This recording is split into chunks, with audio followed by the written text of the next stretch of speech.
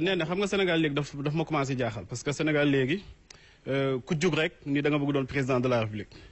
Bougane jàngam mokkul entreprise la yor d'accord créé na ay emploi d'accord mais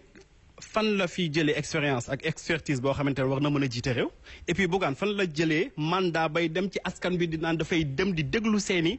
jàmbat seen soxla di ko ñëw di ko yéegal ak kan la koy jox c'est-à-dire Bougane il n'est pas investi d'un mandat nekkul député nekkul ministre moom bu fi dàmbooj toogoon ni muy lambari dem ci marchand ambulant yi dem ci yeneen secteur d'activité yoo xamante ay sénégalais ñoo fi nekk naam d'accord mais moom ban mandat la ci am en fait ban mandat la Bougane mii am ba dem di toog di waxtaan ak sénégalais et puis bu waxtaanee ak ñoom fan la koy jëmee wala moom dafa nekk di liggéeyal président Macky Sall beneen question bi tey jii Bougane est-ce que da nga topp Macky Sall lu mu def ngeen da nga koy def Macky Sall def na fi investiture am le 1er décembre 2018 nga def sa investiture le 1er décembre 2018 démb mu def conseil national ci jeunesse am tey nga wëlbatiku ni da ngay def sa conseil national ci jeunesse Bougane bu ñu la falee président tamit nga wax ñu ko man loolu yëgu ma ko de nee dañ ko fee fal président wala dafa nekk député du peuple. dina la tontu kon sa question yi en quelque sorte alors. jërëjëf Pape Matar xam nga comme c'est un éternel indigné donc je crois qu'il est dans son rôle. maa ngi lay sant ci question yi xam nga Pape Matar amul benn université je suis avec des professeurs amul benn université bu ñuy jàngalee nu nit di yore réew amul et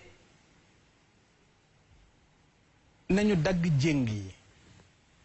loolu sëñ bi mu koy wax yàgg na mais je crois que tey la gën a nekk d'actualité xam nga lu tax pourquoi ñu jàpp ne ñii politique rek ñoo war a yittewoo jafe-jafe askan wi man ba may taxaw ci jafe-jafe askan wi booba jóguma ni damay laaj dara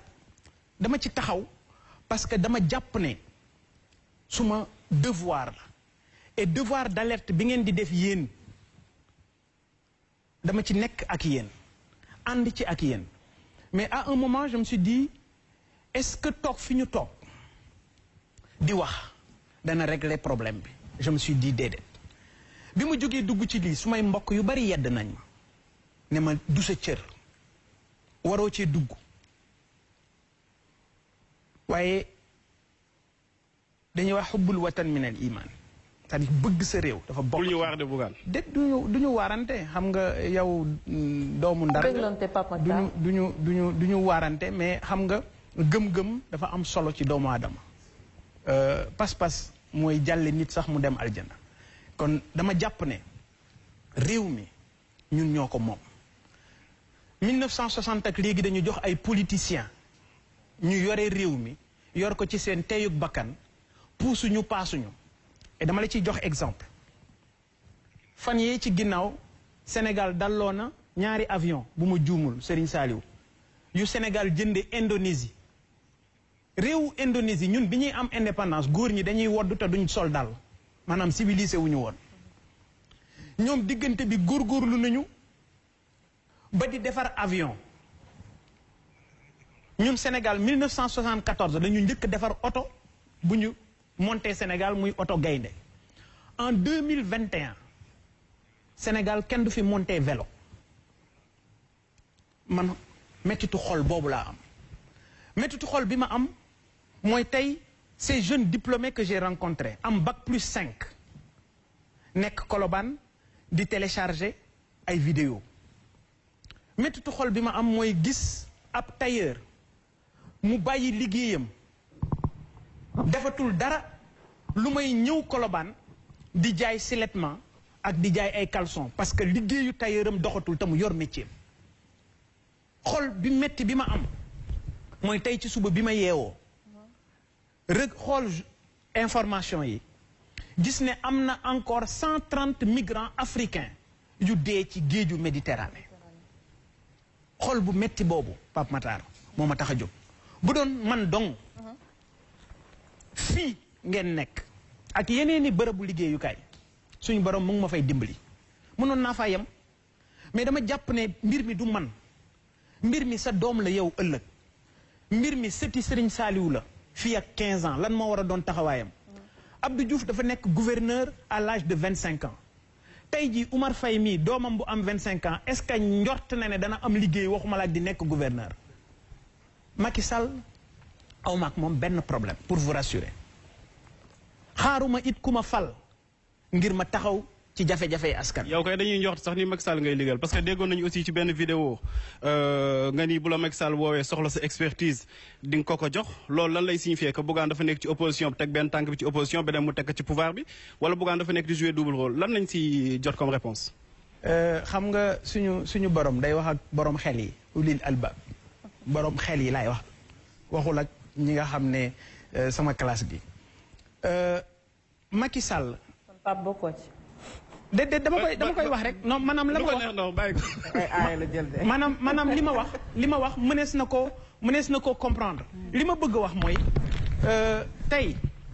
est-ce que dañu war a sanctionner les Sénégalais parce que dañu fal Macky Sall déedéet man su ma amee xalaat bu mën a dimbali réew mi ci régler problème mu jeunes yi ñu laaj ma ko ma ne Bougane man dama koy denc ba 2024 bu ma faloo kon Sénégal taxuma jóg kon suma bopp moo ma tax a jóg kon wax ji ma wax lu leer la nga daanelee foofu Bougane suñu xalaat buñ ñu ko laajee ci luy saafara mbirum ndaw ñi danañu joxe suñu xalaat parce que jàpp naa ne képp ku bëgg réew mi bu ñu la laajee ci luy defar réew mi war nga cee joxe sa xalaat bu dee intérêt askan wi moo la tax a jóg mais man su ma yéene su ma dox su ma xalaat bis bu ma yeewoo mooy nu may def ba bu Macky Sall le 2024 dootul nekk président de la République ku ko jege dootul doon président de la République ku ànd ak moom dootul doon président de la République ci loolu lay dox ci loolu lay yëngu ci loolu laa nekk te mooy suma gëm-gëm te xam naa ne yow mii sa bopp ni nga ma xamee bu ñu la woowee tey jii nii la dañu bëgg nommer ministre même question boobu rek waaw nga daanee foofu parce que ñettam ñu ngi toog te ñoom itam dañoo am ay question damay nopp lu tas émission bi yëpp bu la neexee bu ñu la woowoon tey jii Bougane Gueye Dany ni dañ lay def ministre xam naa ministre bu ñu lay def moom du sori xëy na ay artisanat ak yoo nañ lay jox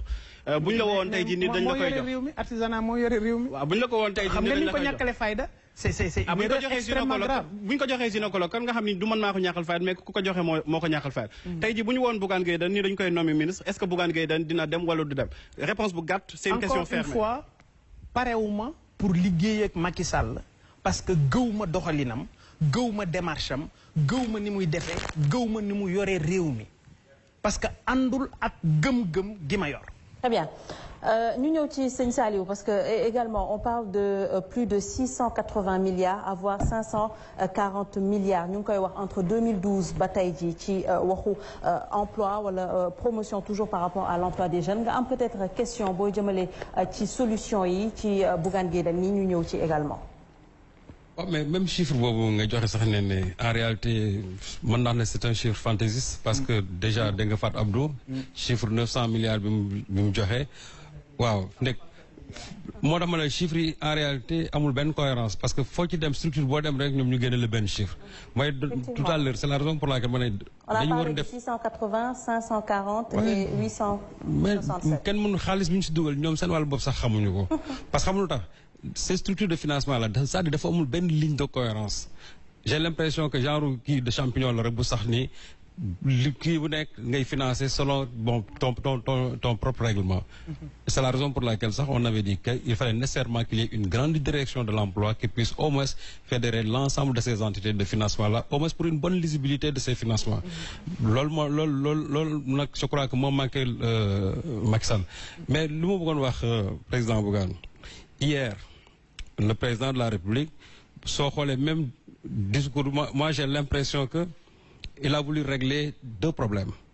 Parler à une partie de la jeunesse, mais en même temps aussi dalat sur une partie de la jeunesse. Parce que li mu doon wax moi je crois que loolu amu foon en tout cas foofu doon place am le fait même de dire que y a eu des émeutes qui se sont déroulées ici et que li fi amoon doon fi amaat et cetera pour man loolu aussi c'est des menaces et je crois que loolu aussi politiquement erreur la mënoo ñëw ne tu veux régler les problèmes de la jeunesse et en même temps di dal aussi sur une frange de la jeunesse. Donc pour moi, je crois que le discours, vraiment c'est le discours qui a complètement biaisé le rendez-vous d'hier. Mais, président bi, li mu wax par rapport aux structures de financement, en fait, amul dara lu bees. Parce que lo xam ne amul lu bees, c'est toujours les mêmes structures. Parce que Pôle emploi bi su ko waxee, c'est toujours l'ADER, c'est le FONSIS, c'est le FONGIP, c'est l'ANPEJ, c'est mooy structure bi rek ñoo fi nekk ba léegi. Alors que man, en réalité, aujourd'hui, si nous avons le pôle emploi, il faut nécessairement qu'il y ait un partenariat entre le public et le privé, c'est-à-dire surtout dans le secteur privé. Il a parlé du privé en disant 15 milliards. Pour moi, c'est la portion congrue. Or, aujourd'hui, li ma gëm mooy que bu fekkee ne dañu bëgg développer emploi fii, il faut que l'État bi mën a signer un contrat de performance avec le secteur privé.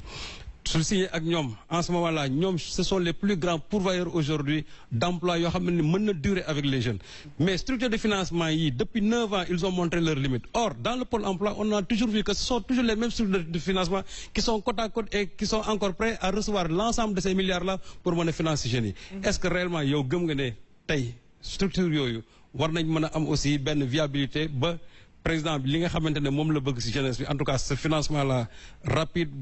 Est-ce que réellement vous pensez que ce sera encore viable? Serigne Saliou ñun ci gëm sa bopp ci réflexion yi ñu mëne yëpp gëmuñu emploi assisté